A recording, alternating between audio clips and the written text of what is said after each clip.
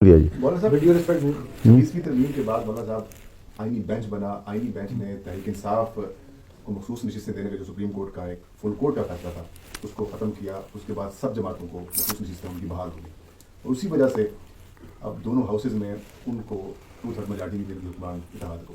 Peoples party سے آپ کی جو بشارت ہوئی بلاول بھٹو سے, کیا وہ اس کو سپورٹ کر رہی ہے اور اس کا راستہ آپ کیسے روکیں گے؟ آپ مخالفت کر رہے ہیں. میرے خیال میں انہوں نے ابتدا کی ہے ملاقات کی اور کوئی خاص ایجنڈا نہیں چھیڑا انہوں نے میرے ساتھ. کچھ اشارات کیے لیکن ایسی کوئی بات نہیں کہ جس پر میں کوئی تفصیلی گفتگو کروں یا انہوں نے کوئی تفصیلی گفتگو کی ہے. لیکن اب میرا یہ خیال ہے کہ ہمیں بات کرنی چاہیے. اپوزیشن ایک موقف لے اور اگر اپوزیشن اس بات پہ آمادہ ہوتی ہے کہ ہم حکومتی پارٹیاں ہوں یا اپوزیشن کی پارٹیاں سب سے بات کریں اور ان کے سامنے اپنے دلائل رکھیں, اپنے موقف رکھیں اور اس پر ایک قومی اجماع قائم کریں, تو یہ زیادہ میرے نزدیک بہتر ہے. لیکن تاہم جو پارٹیاں بیٹھیں گی تو ابھی تک تو چونکہ وہ آیا نہیں ہے مسودہ, جب آئے گا تو ہمارے اپنی پارٹی بھی بیٹھے گی انشاءاللہ. وزیر اعظم چونکہ اچانک آپ کی پاس آتے ہیں بکے لے کے, تو امید کی جا رہی ہے کہ بہت جلد آپ کے پاس آئیں گے. تو وزیر اعظم شہباز شریف جب آپ کے پاس آئیں گے تو ان کو آپ کا کیا مشورہ ہوگا؟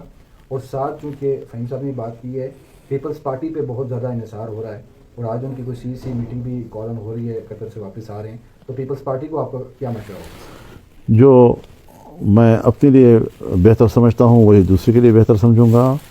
جب مجھ پر انحصار تھا تو میں نے 1 ماہ اور 1 ہفتہ مذاکرات چلائے, اور آج اگر پیپلز پارٹی پہ انحصار ہے تو اس کو ہمت کرنی چاہیے.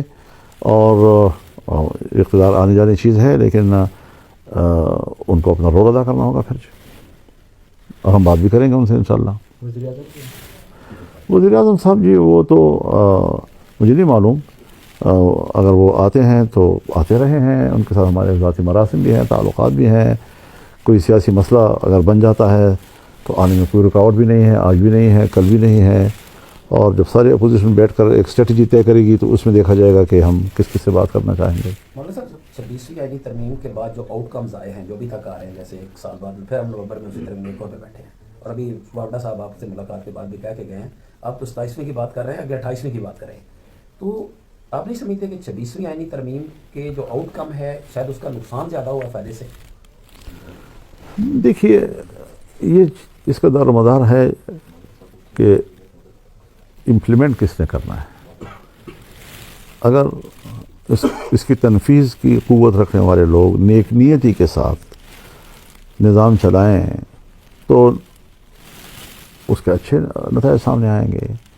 اگر آپ کی نیت اس کے لیے پہلے سے خراب ہے کہ یہ تو یار ساری باتیں انہوں نے اپنے ہمیں منوا لی ہیں اور یہ تو ہمیں 34-35 دفعہ سے ہمیں اٹھا دیا ہے اور ساری چیزیں ہماری ادھر ادھر پھینک دی ہیں اور اب ہم نے اس کو نہیں چلنے دینا, اس کو, تو میں تو قوت نافذہ نہیں ہونا چاہیے. میرا کام تو مذاکرات تھے اور جہاں تک میں کر سکتا تھا ہم نے کیا. آگے قوت تنفیذ وہ تو ان کے ہاتھ میں ہے. اگر وہ بدنیت ہوں اور وہ اس کو صحیح طور پر نافذ نہ کریں اور جگہ جگہ مشکلات پیدا کریں, عدلیہ میں مشکلات پیدا کریں, دوسرے محاذوں میں مشکلات پیدا کریں, تو پھر لوگ کہیں گے یار یہ ترمیم شاید غلط تھی.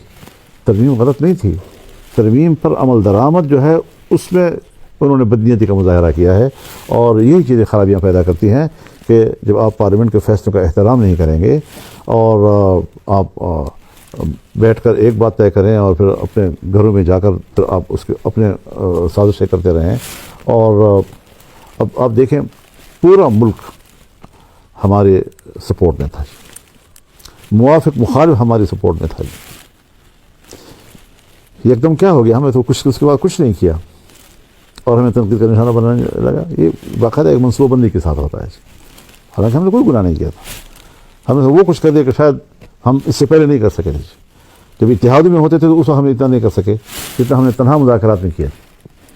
تو اس کو اگر صحیح امپلیمنٹ کیا جاتا تو کوئی کورٹ میں نہ جاتا.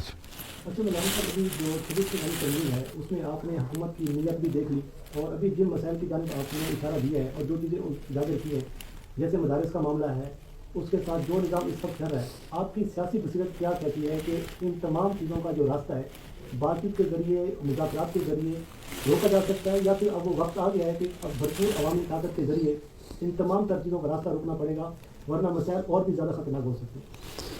میرے خیال میں تو حکومت کو خود سمجھ جانا چاہیے اور کوئی ترمیم نہیں جانی چاہیے، 27ویں ترمیم سے باز آ جانا چاہیے، ورنہ پھر ظاہر ہے جی کہ میں تو پہلے کہہ چکا ہوں آپ سے کہ ایک قوم کو تقسیم کرنے کا سبب بنے گا، قوم کو تقسیم نہیں ہونا چاہیے، جبر کی بنیاد پر لوگوں کو ایک رکھنا یہ کوئی ایک قوم کی علامت نہیں ہوتی، باہمی محبت اور باہمی اعتماد کے ساتھ ایک قوم کی طرح ہم چلیں گے، تبھی جب کہ ہمارا آئین جو ہے وہ محفوظ ہوگا، آئین کو کھلواڑ نہ بنایا جائے۔ حضرت یہ جیسے آپ نے کہا کہ ایک سال میں دوسری ترمیم آ گئی ہے، یہ وقت کے ساتھ ساتھ سیاست کے لیے یا سیاستدانوں کے لیے اسپیس کم ہوتی جا رہی ہے، تو یہ کوئی موقع میرے خیال میں ایسا کریں، یہ 27 28 چھوڑ دیں بس، اب اور بھی وسائل بہت سارے ہیں۔ اور سر